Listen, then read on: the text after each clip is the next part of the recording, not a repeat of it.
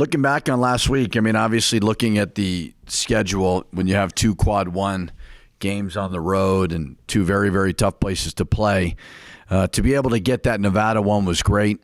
Really proud of just the way we played. It was a tough environment, made some big plays. And then moving on to San Diego State, they're really tough at home.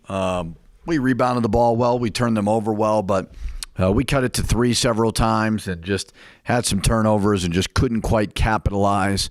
So give them credit, and we move on to a big week. We've got 2 quad one teams in this building tomorrow, and an amazing opportunity. Both teams are 1 game out of first place, vying for a championship and vying for seeding in the conference tournament. So a really, really good opportunity, and looking forward to it. I know we tend to try and overanalyze, every single game. That's what we do. But it was just 1 week. Was there anything you learned just out of those 2 road games, though, that maybe we didn't notice 2 weeks ago? Is there anything you're trying to start to adjust because of last week? Not really, no. Not that I could think of. Mashburn struggles. Is that something that is you just think he's not making shots? I mean, I think. But he makes 2 big ones versus Nevada, so we don't win that game if he doesn't make those back-to-back shots.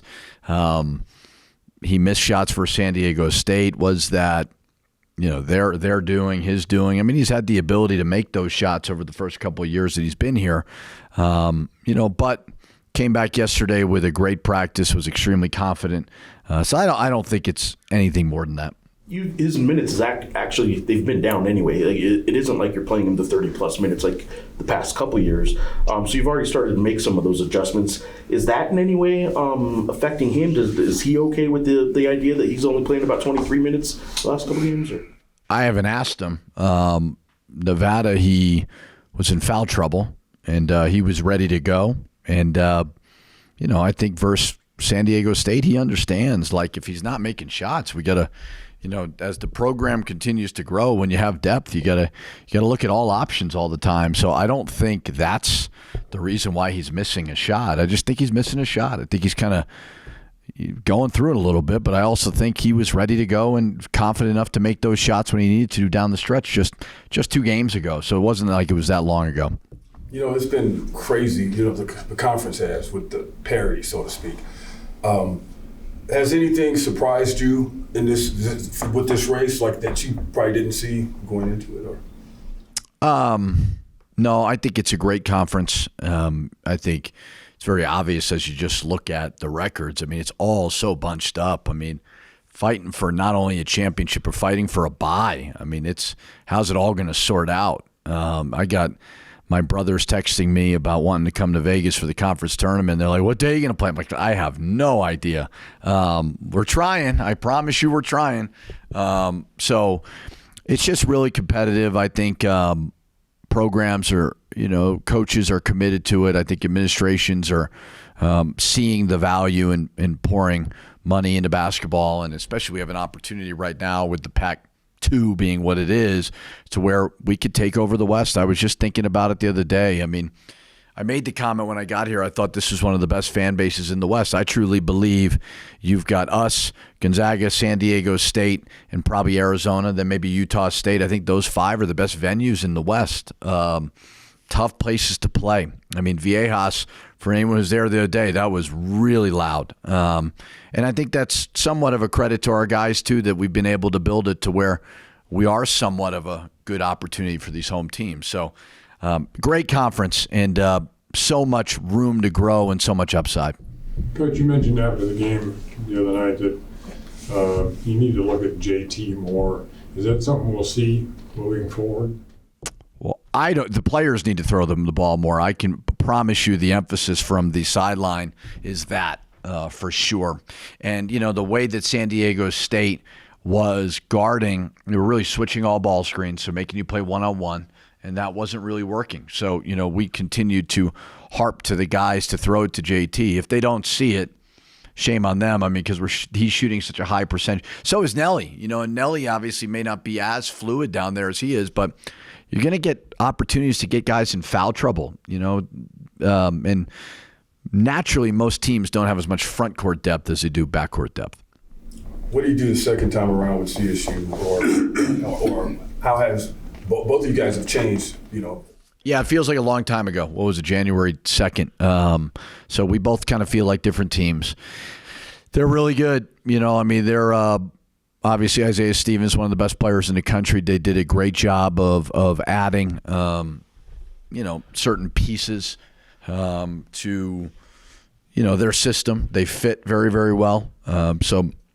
They've bounced back. Last year was a clunky year for them because of all the injuries and stuff. But now they're a very, very tough out, so I'm sure they'll do some different things second time around, just like we will look at some things and see what we can do. This time of year, it seems like every game is make or break. Like every game has an effect on your postseason or on the conference race. I'm just curious, is that at all taxing or emotionally, just mentally on your team?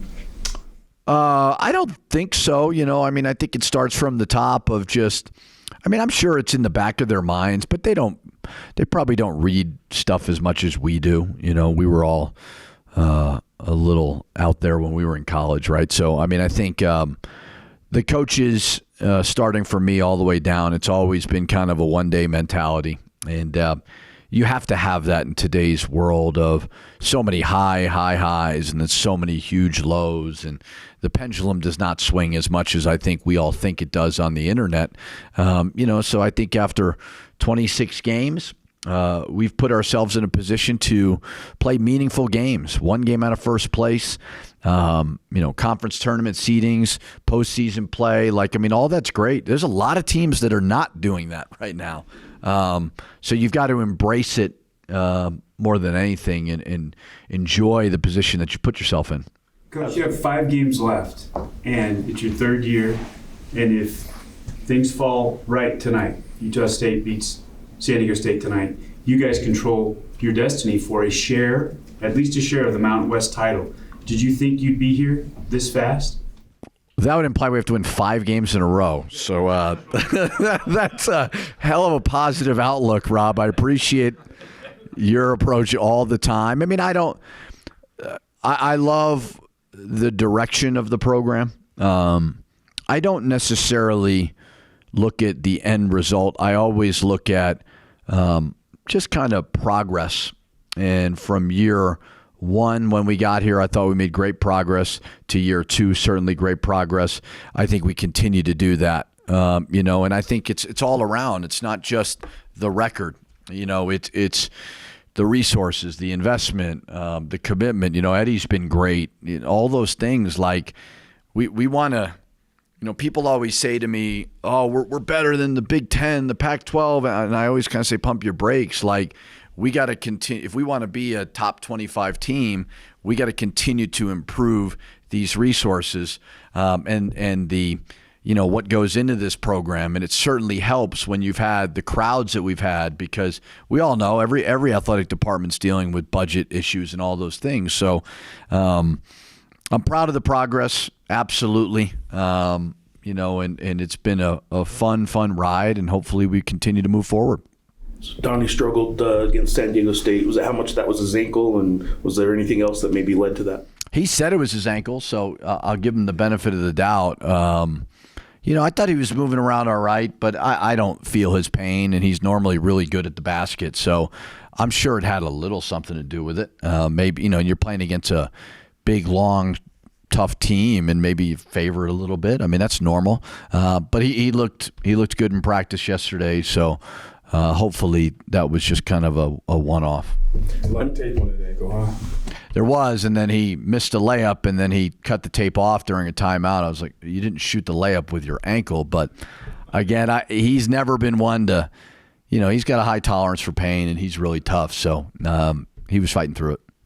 I know there's going to be big swings from one game to the other in terms of single stats, but first time you played San Diego State, you guys tied a program record with 14 block shots. You had 0 block shots on Friday. For one stat specifically to swing that much, was it something they were doing? Was it something you guys were doing? Can you pinpoint why? I can't. I don't. No, I have no idea. They weren't doing anything differently. I didn't think we'd get 14 blocks, but I thought we certainly should have had more of a presence down there than we did. But I can't say it's one thing. What's your biggest challenge against Colorado State? What do you feel like you have to control that post area, the three-point shot? They were offering the threes. Their post guys had some good points. Yeah, I mean, Cartier played really well against us the first time. They're a really balanced team. I can't say there's one thing that you have to stop, and that means you're going to win the game. I mean, I think their offensive system is moderately similar to Air Force. It's got Princeton concepts to it. I think Isaiah Stevens just always makes the right play. Scott is kind of an unsung guy on their roster. I think he's a really good player. Nick Clifford, he's got pro potential. He's got really good size. Cartier, like we talked about, really hurt us. So there's not one thing. When you're playing a team that's really, really good like this, there's a million things that go into it. You've been asked a lot about like who the leader is on the team, and they all lead in different ways, this and that. Is there sometimes when you'd almost rather an Isaiah Stevens be on the team where you know who your one leader is, the one guy that's going to get them going, as opposed to the team you have, which has probably 3 or 4 guys that at a given time can kind of be that guy in the locker room or be that guy in the huddle? I'm sure Colorado State has more leaders than you would think. You know what I mean? I think I think my job, I've always said this, is to kind of set what the mission is and to be very, very clear of how we obtain, setting forth the path to that. And if there's any confusion, that's my fault. And it takes time, and you've got to build clarity of what the standards are, locker room, on campus, on the court, terminology, all of those things. And if there's any confusion whatsoever, that's my fault. So my whole goal is to be very, very clear and then let them run with it. I think the games are their time to go, and the more I do it, it's just providing clarity to what we're trying to do. So I think everybody has different types of leadership qualities. You may not speak a lot, but you could still be a good leader by the way that you act on a daily basis. So I don't think, well, for one, I think after 26 games, I'm pretty proud of where we're at. So I don't think there's any problems necessarily. But I think the character collectively in the locker room is pretty strong. And it's been strong for the 2.5+ years that we've been here. So we continue to get guys who, you got an opinion on something, talk to me about it. Like my door is always open. So they all lead in different ways. I'd love to have 13 leaders, but they all with an understanding of, hey, this is what coach wants, and let's all do it together. It seems like JT is the freshman of the week every week almost. And I know you've talked about him, how he plays and stuff like that, but how far has he exceeded your expectations? I mean, is it like fast or? I really liked him. I'm going to be honest with you. I still remember Jeff was in our gym, and this is not a BS story. He asked me, who would you pick freshman of the year? And I told him, JT. I really believe that. And I said, I don't know the other guys. I mean, Dedon Thomas is terrific. A lot of the times with freshmen, it's how much do they play. But we always really liked him. We did. And he's a high character kid. He's easy to coach. He's ready for the moment, so I think that's the thing that you'd never, ever know with freshmen is you see the talent, but how you going to be when we're throwing a million plays at you, pick and roll coverages, class, all these other things, like you don't know. Sometimes they wear down. He doesn't seem to be wearing down. So I think he's certainly one of the best freshmen in the league, but I also think he's one of the best players in the league. It seems like he's getting stronger, actually. Yeah. I guess along those lines, this is sort of the fun question that usually is saved for the end of the year, but scouts are coming to see him now. NIL world is what it is. Do you start having discussions like in an advisory role in any way about what he's doing next year, or do you try hard to not have any next year discussions with these guys? Yeah, with young guys, I stay away from it. The older guys, as you get towards the end of the year, they maybe think about it a little bit more. When the time comes, I mean, I think the process now is to get feedback and all those things. And I'll certainly give my opinion when the time is right. But I have always said to all of these guys, because they're all on 1-year contracts. It's just the reality of this thing right now is, increase your value, increase the program's value. And he's doing that, and hopefully we collectively as a coaching staff have provided a great opportunity and an experience for them, as well as get them better to where they feel like, okay, if this is an opportunity moving forward, this is the right one. And it's unique now. It is. It's just it's year to year. So I don't stress about it a whole lot. I tell them, okay, if you want to play in the NBA, this is what you need to do. We're here to support you, and so on. But it's going to be every year, unfortunately, and it just kind of is what it is. And this is a league, in your opinion, that can highlight a player or two to the point where the NBA is going to see them. If they can play, they can do it out of the Mountain West. Yeah, hell yeah. I mean, Roddy was in the NBA. I mean, Robinson from Fresno, I know he's been in the NBA.